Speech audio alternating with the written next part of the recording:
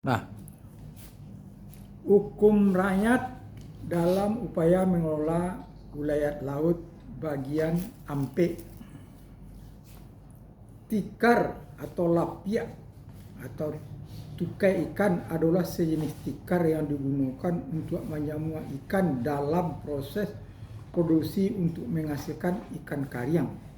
Logikanya sama dengan pasal 5 di atas, yakni untuk menjaga baku mutu air, membantiang karanjang ikan dalam dan menginjak ikan lebih merupakan atau bernilai filosofis, merupakan penghargaan kepada alat-alat atau benda-benda atau ikan yang merupakan sumber penghasilan bagi masyarakat nelayan.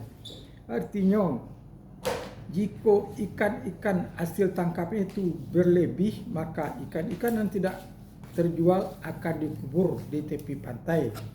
Sebab jika dibuang ke laut akan berakibat sama seperti ketika membuang air sisa rebusan teri ke laut.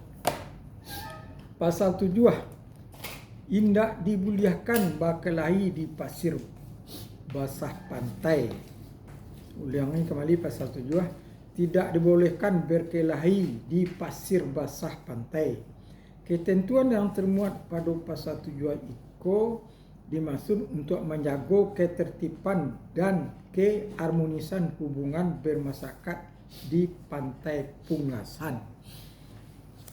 Pasal 8, tidak dibolehkan membuang sisa air teri ikan dan sisa air es ikan ke laut.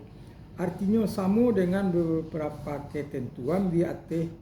Makna yang dikandung pasal 8 itu merupakan langkah antisipasi terhadap pencemaran laut dan dalam rangka menjaga kelestarian ekonomi lautan.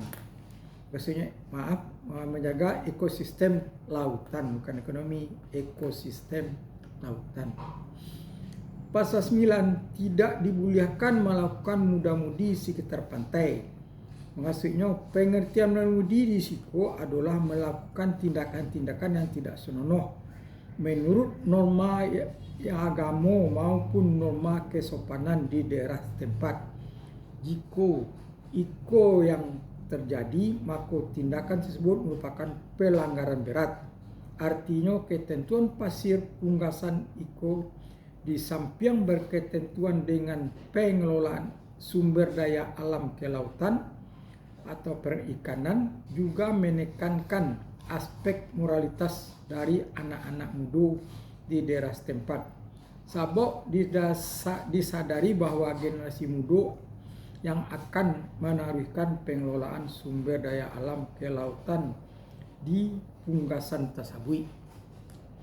Pasal 10, indak boleh menjamu padi di sekitar pantai. Ketentuan pasal 10 itu merupakan pasal yang memuat hasil filosofis yang dalam, berupa penghormatan terhadap apa-apa yang menjadi sumber penghidupan bagi mereka.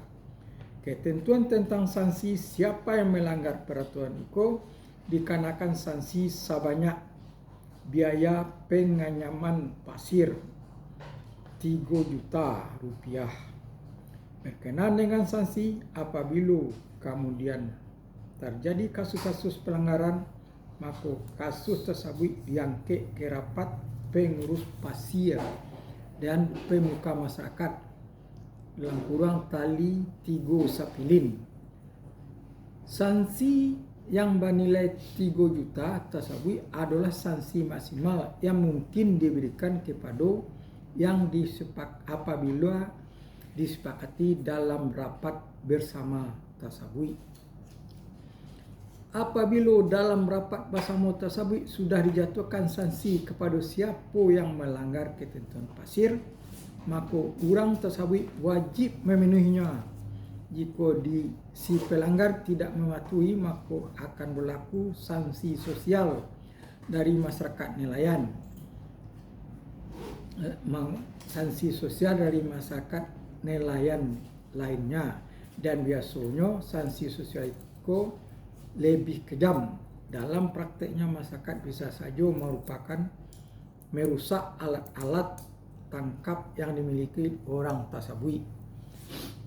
Aktualisasi konsep ko kalawi babungo karang karimbo babungo kayu dalam pengelolaan sumber daya alam kelautan di Nagari Punggasan. Konsepsinya sebagaimana tasabui diate adalah dimaksud sebagai persentase hasil yang didapatkan oleh nagari terhadap pengolahan sumber daya alam yang ulayatinya. Maksudnya sumber daya alam yang ulayatinya. Jadi ulayatnya bukan ya. Jadi sumber daya alam yang diulayatinya. Dalam bentuk konkret A atas P pengelolaan sumber daya alam diate ulayat tersebut dipungut oleh mama atau organ yang diberi mandat ya oleh kerapatan adat Nagari setempat. Dalam pengalaman sejarah kelarasan Kota Peliang pernah menetapkan bahwa 2,5% dari hasil adalah merupakan fee yang harus dibayarkan oleh si pengusaha. Tetapi secara garis besar implementasi konsep pengelolaan sumber daya alam di suatu nagari berbeda dengan nagari yang lain. Sebab sesuai dengan konsep adat yang menyatakan bahwa adat salingkar nagari, ulayat selingkar suku, lain padang, lain bilalang, lain lubuak, lain ikannya.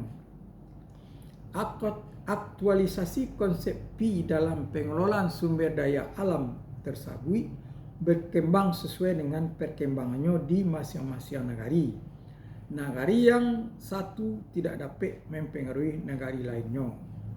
Makna filosofi dari konsep P dan pengelolaan sumber daya alam di atas lebih merupakan pengakuan atau bermakna penghormatan.